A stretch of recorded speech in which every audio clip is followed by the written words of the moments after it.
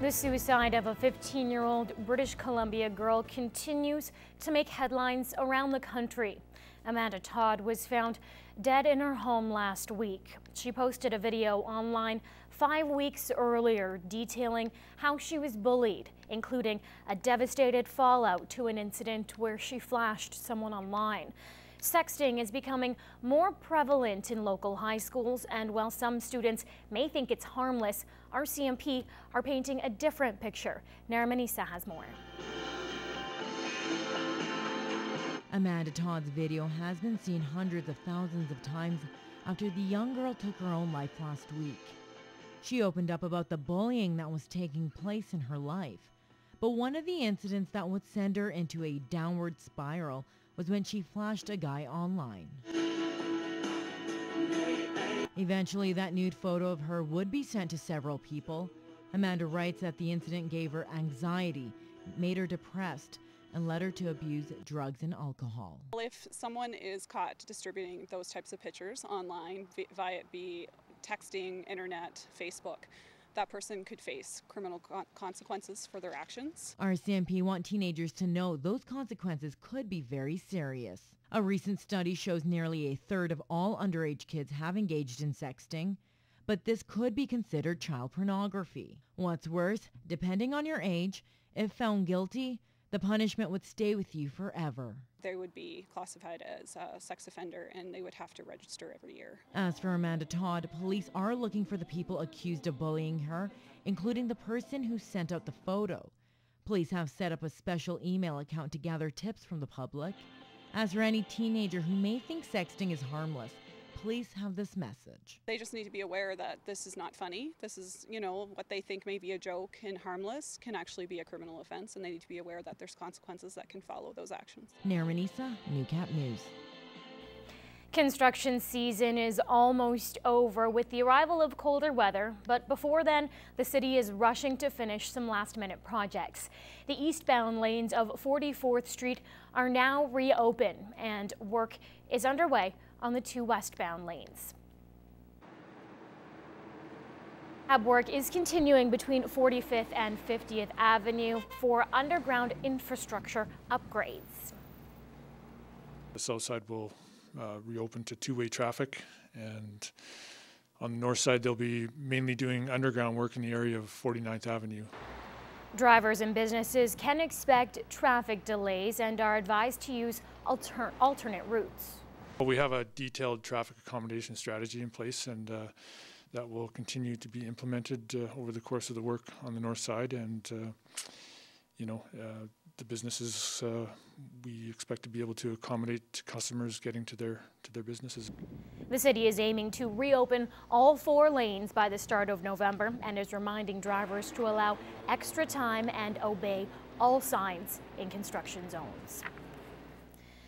Too good to waste is the City of Lloydminster's latest tagline. It's promoting Waste Reduction Week here in the border city, urging people to be more aware of their consumption and what can be recycled or used again. We have some ambitious goals to divert waste away from our landfill, and next April we're going to be rolling out organic carts as well as regular garbage carts. The Waste Reduction Management is hoping to reduce garbage in the Lloydminster landfill by at least 40,000 tons in the next 2 years. People should receive calendars marking pickup days in their neighborhood. For more information, you can visit the Waste Management or the city's website.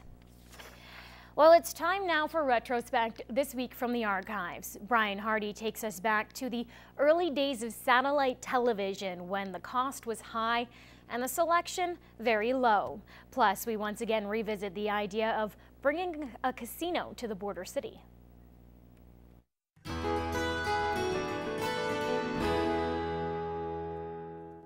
It's October 1989 and satellite television arrives in the border city. Home Cable Network was in the border city selling its satellite system. The setup allows rural TV watchers a far greater choice of stations than they now have. Okay, there's 20 complete channels on the system right now. There's 2 other channels, CBC 24 Hour News and Super Channel, which is 24 Hour Movies. that have been authorized by the CRTC for the system. The two new channels are guaranteed for the fall of 1990, but Kendrick hopes they'll be ready even sooner. The system is composed of a 6-foot satellite dish, a CANCOM decoder, and a manual or remote receiver. The entire package costs a little over $2,500 installed, and financing is available that allows the customer to pay as little as $72 per month. And Kendrick says that's not a bad investment for the system, especially since it allows rural viewers to get 10 times the choice of stations they now have. David McGinnis, Broadcast Center News. This week in 1993, a proposed casino was the hot topic of the day. It appears there's more opposition than support for the proposed Onion Lake Casino, as Lloydminster Chamber of Commerce surveys are now in. And the results read like this: 15 for and 19 against. A lot of people believe that there's a very negative impact on the community. On the other hand, a number of business people feel that casinos will bring a lot of extra tourism to the community, a lot of revenue. And if the Onion Lake ban pushes ahead, this proposed site just outside the city could be home to a casino. Jim Unger for NewsHour. Join us next time when jet fighters go high-tech on Retrospect, this week from the archive. The city of Lloydminster has a very rich history, and what better way to commemorate than by celebrating the seniors who helped make it happen. As Will Cortez explains, the Holy Rosary Key Club did just that, hosting an honorarium for local seniors. A special day for seniors across the border city. An honorarium was held Sunday to commemorate the senior citizens and to bring old friends together again. Basically, to me, it's just a way of honoring them for what they've given to us. The honorarium featured music, food, and a presentation of the last 100 years of Lloydminster, drawing in people from around the region. Well, being that I'm from Edmonton, I think it's really important. I drove out for it. It brings the Key Club to the community. It shows them that they're here, that they're making a difference. They're making a difference in their community. Not just with the children, but with the seniors, they're giving back to the community. And those being recognized say it was a big success. I think it's a wonderful thing. We live in a great community, first of all. About anything that we undertake to do, we're very successful at. I just hope everybody enjoys themselves, and I hope the seniors do believe that they are very special. The event honored the 6 senior lodges in Lloydminster. Will Cortez, Newcap News. It's something no child or parent should ever have to suffer through.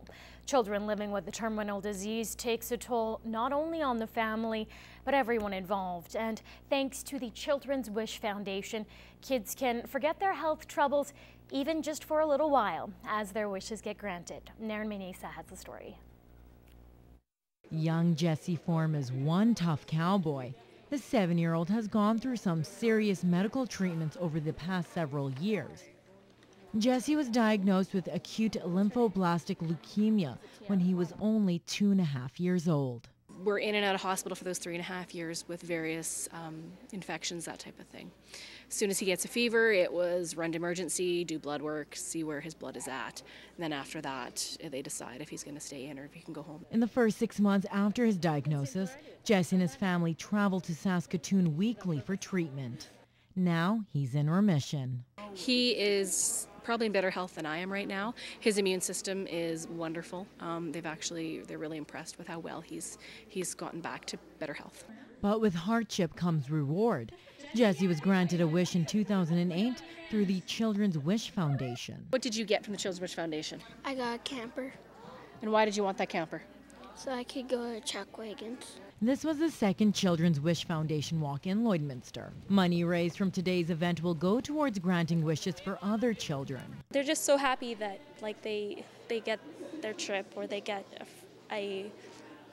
as Jesse got a camper or a free computer or whatever they wish for. It just brings so much hope and happiness to the family. It gives them something to look forward to in their really challenging time. There was a great showing of support from the community. Dozens of people spent their afternoon walking around Bud Miller Park, and Newcap News' own Lauren Poland emceed the event. As for Jesse's family, they're grateful they're at this walk all together. As a family, we're extra lucky because we get him to help us pay it forward. A lot of families don't get that because their children don't make it. Naramanisa, Newcap News.